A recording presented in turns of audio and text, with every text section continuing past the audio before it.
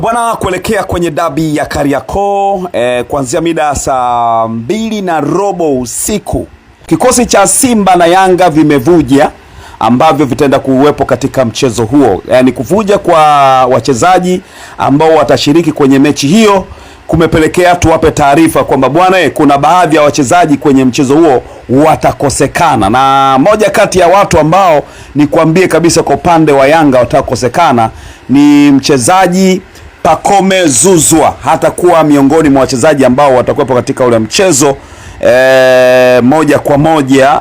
Hizi ni za ndani kabisa ambazo pengine ulikuwa uzifahamu. Huenda jana ulimwona mazoezini au ulikuwaje, lakini kwenye mchezo inasemekana Pacome Zouzoua hatakuwa sehemu ya kikosi cha wananchi kutokana na majeraha ambayo yuko nayo.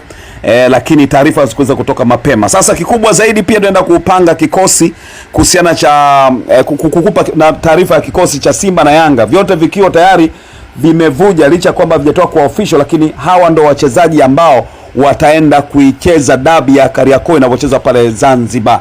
Sasa miongoni mwa wachezaji ambao wataenda kuwepo tutaenda kuwataja hapa na wewe bila shaka utaenda kusikiza. Sasa niko na Godfrey Mlanjize hapa, chambuzi la system ambaye kashapata za ndani kabisa kuhusiana na wachezaji ambao watakuwepo kwenye dabi ya Kariakoo. Bwana Mlanjize, wewe una za ndani kabisa. Zimevuja taarifa za wachezaji kikosi cha Yanga na Simba wale ambao wataingia kwenye first 11. Tuanze na Yanga ambao ndo wenyeji wa mchezo huo. Ni taarifa zipi ambazo zimevuja za wachezaji ambao wanaingia kwenye first 11 katika mchezo wa dabi ya Kariakoo pale Guantanamo Bay, Yanga wakiita hivyo? Hebu tuanze na Yanga, kikosi cha kwanza mpaka tuseme ile first 11. Kikosi ambacho nimekipata kipo mkononi mwangu, ambacho ni cha wachezaji 11 wa Yanga ambao binafsi ndio ambao watakaoanza kwenye mechi ya dabi leo. Kwanza tukianza na langoni, kwenye eneo la goalkeeper kama kawaida ni Jigui Jiara, yeye atasimama kwenye milingoti mitatu. Lakini kwenye backline tunaita wale mabeki wa 4, leo pia kikosi kimevuja, zimeonekana sura 4 ambazo hizo katika hizo sura 4 ni mabeki watatu wa katikati ambao watakaoanza leo. Wa kwanza ataanza Dickson Jobu ambaye atakuwa upande wa kulia, beki wa kati upande wa kulia. Wa pili ni Bakari Nondo Mwamnyeto ambaye atakuwa amesimama katikati, center back huyu. Wa tatu ambaye atakuwa ni left sided ama upande wa beki wa kati upande wa kushoto atakuwa ni Ibrahim Baka.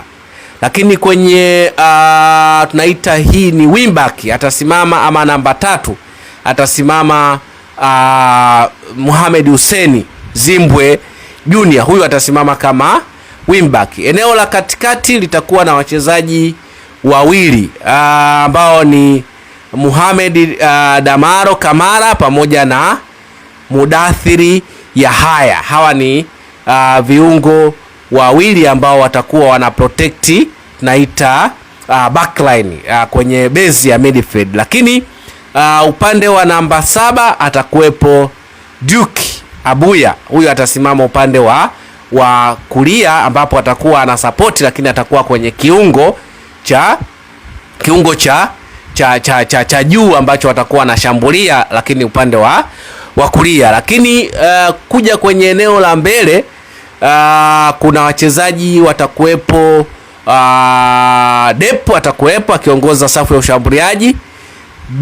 Dube atakuwepo pia akiongoza safu ya ushambuliaji namba 2. Lakini upande mwingine atakuwepo kusapoti eneo la kiungo cha ushambuliaji atakuwepo Maxim pia Nzingeli kwenye namba 10. Lakini wing ya kushoto atakuwepo Alani Okelo. Hao ni wachezaji 11 ambao wataanza leo kwenye kikosi cha Young Africans. Sasa mara baada ya kuangalia kwa upande wa Young Africans hatujamuona Pacome Zouzoua, lakini pamoja na hayo yote ni kwa sababu amejeraha katika mchezo kadhaa iliyopita, kuwepo katika vikosi na vitu kama hivyo. Wengi walitarajia kuona ukubwa wa Pacome angekuwepo kwenye ule mchezo, lakini kutokana na majeraha hata mwalimu mwenyewe inawezekana akaona kwamba anaweza kukosa mchango wa kutosha kwa Pacome. Lakini twende kwa upande wa kikosi cha wekundu wa Msimbazi Simba ambao ni wageni kwenye ule mchezo. Kwa upande wako, taarifa ambazo zimevuja kwa upande wa Simba, kikosi ambacho kinaenda kuanza ni kipi? Leo Steven Becker ameamua kutoa silaha zake zote. Maana yake ni nini? Anataka kutengeneza mazingira ya kupata ushindi. Ukiangalia kwenye kikosi ambacho kimevuja, langoni kabisa anasimama golikipa ambaye ni Mamadou Kasali, ama Tanja Kasali. Huyu ni golikipa kutoka Niger. Beki nambari 2 atasimama Shomari Kapombe. Center back wawili katikati ni Toure, lakini pamoja na Rushan Deluk. Upande wa kushoto atasimama Kibabage Nixon. Katikati viungo ni Yusuf Kagoma pamoja na Alassane Kante. Juu kwenye viungo wa shambuliaji amewasimamisha Clatous Chota Chama, anasimama kama upande wa kushoto ni kiungo mshambuliaji kutokea kushoto, lakini pia katikati anasimama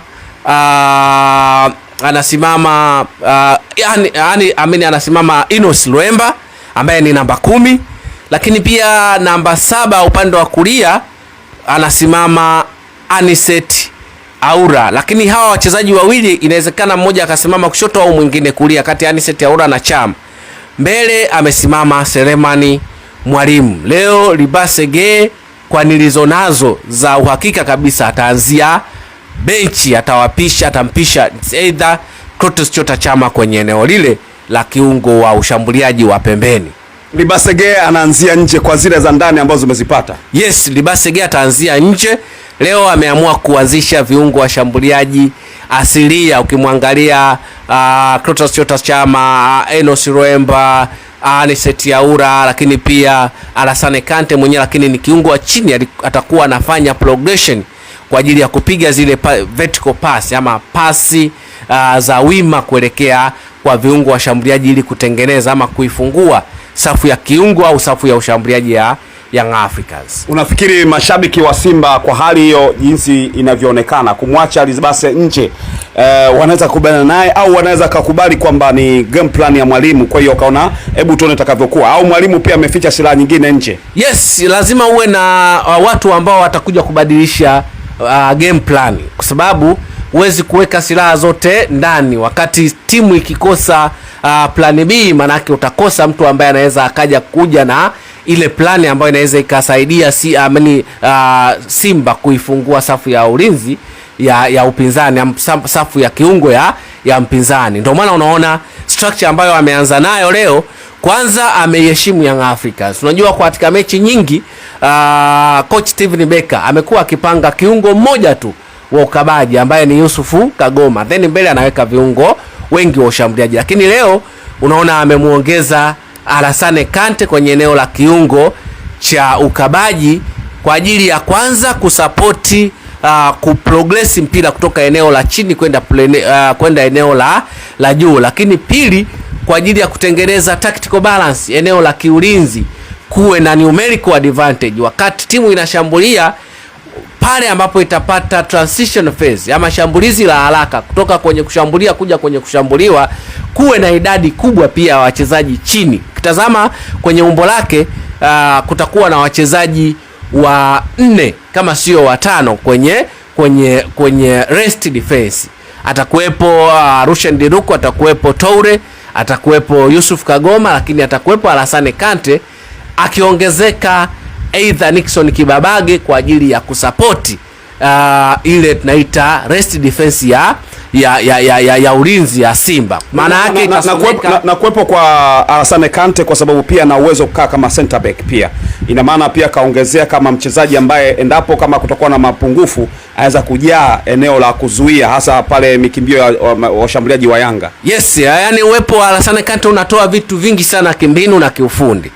Kwanza nimesema awali, uimara wa Alassane Kante ni kupiga vertical pasi ambazo zinaweza zikavunja mistari 2-3 ya ulinzi ya timu pinzani. Maana yake ndio eneo ambalo binafsi anahitaji kwa ukubwa. Lakini kaliba ya Alassane Kante pia pale ambapo timu ikikosa mpira ama timu ikiwa haina mpira, ana uwezo wa kurudi nyuma zaidi kuweza kutengeneza umbo la mabeki watatu juu na watu wawili.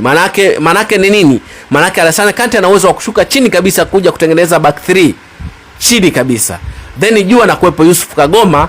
Huyu Nixon Kibabage anakuwa inverted fullback ambaye anaingia chini, anakuwa anapea na Yusufu Kagoma. Unaona umbo mara nyingi litakuwa linasoma watatu chini, wawili juu. Hiyo manake ni nini? Manake hii inaleta tactical balance ya kiulinzi ya kuweza kuwini ile numerical advantage ama idadi sawa ya wachezaji pale ambapo timu itakaposhambuliwa kwa shambulizi la haraka. Lakini ukiangalia kwa upande wa Yanga ni kama mwalimu Pedro Gonçalves amekuwa muoga. Ukiangalia kama tunavyoona kama game itaonekana wamecheza hivyo.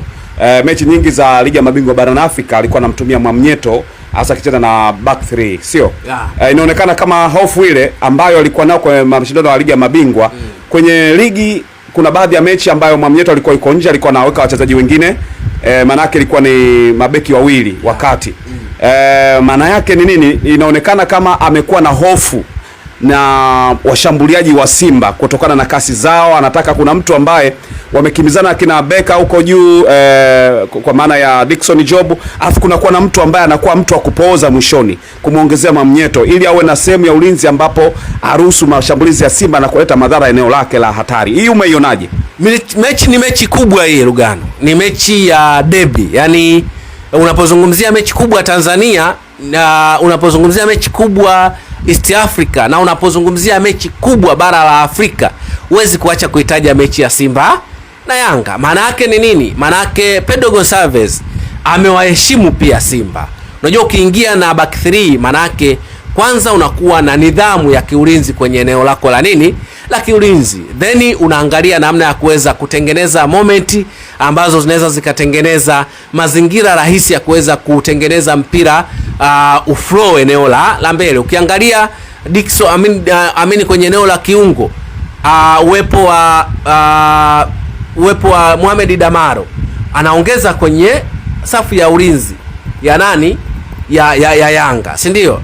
Ni kiungo wa ukabaji ambaye kaliba yake kubwa ni kukava eneo kubwa la kiulinzi la timu yake. Maanake wanaongezeka, wanakuwa kama mabeki wangapi?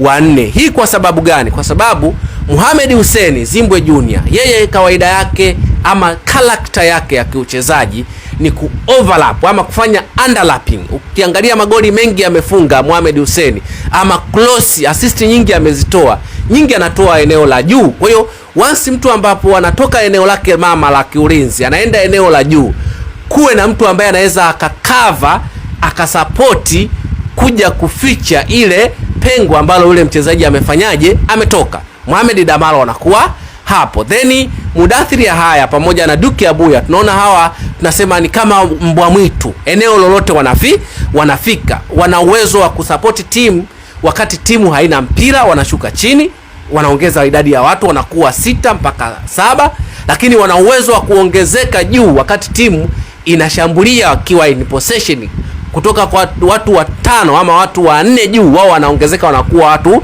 6 mpaka 7. Hiyo huwa tunaita ni tactical discipline na tactical balance kwa kocha, wakati timu ina mpira inashambulia na wakati timu haina mpira inahitaji kujilinda, kutengeneza mazingira mazuri ya kuto kuruhusu goli, ama kama kupata nafasi ya kushambulia, kuifanya pattern ya ulinzi ya timu pinzani ifunguke, kwa sababu wanakuwa na idadi ya wachezaji wengi eneo la juu.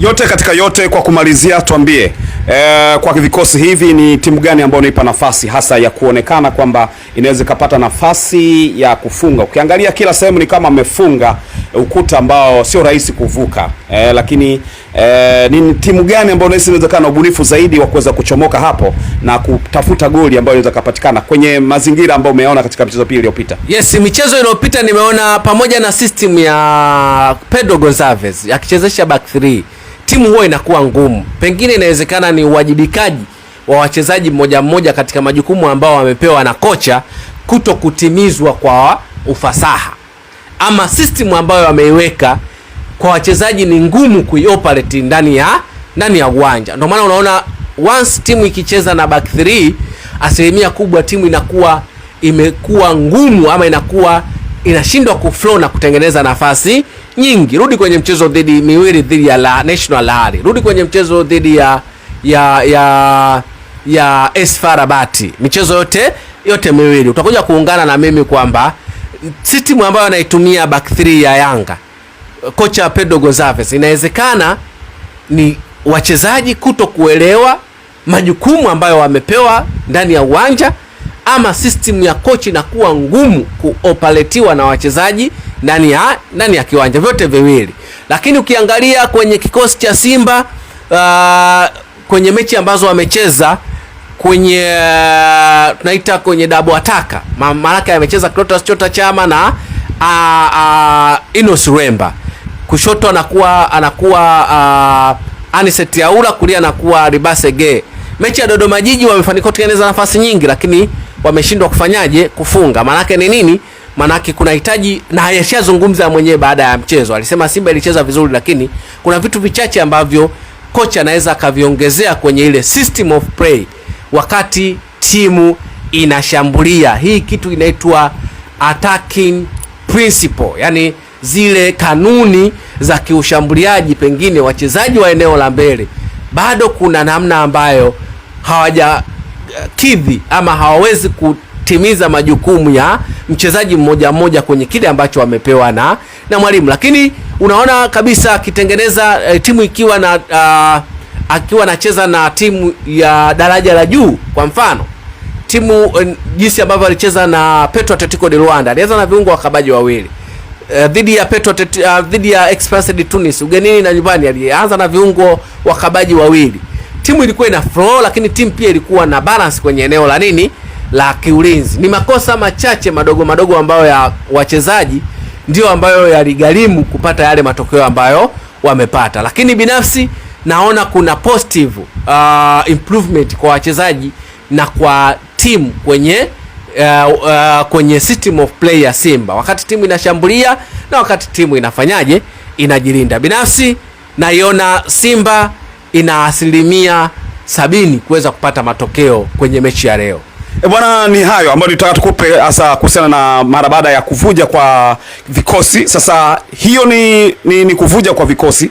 Hatujui kama ndo vikosi vitabakia hivyo kama vitabakia hivyo au kuna mabadiliko yote, basi pengine tutakuja kujuza tena upya kwamba nini ambacho kitatokea kabla ya mchezo wenyewe, kabla hujafikia. Lakini kwa taarifa ambayo tuko nazo sasa hivi, kikosi hicho ambacho kimetajwa na chambuzi la system ndo kikosi ambacho kimevuja kuelekea katika mchezo huo kutoka upande wa Yanga, lakini upande wa Simba baadhi ya wachezaji wakikosekana muhimu, akiwemo Pacome Zuzu ambao mashabiki wa Yanga wangetamani angekuepo kwenda kusababisha madhara kwa upande wa Simba.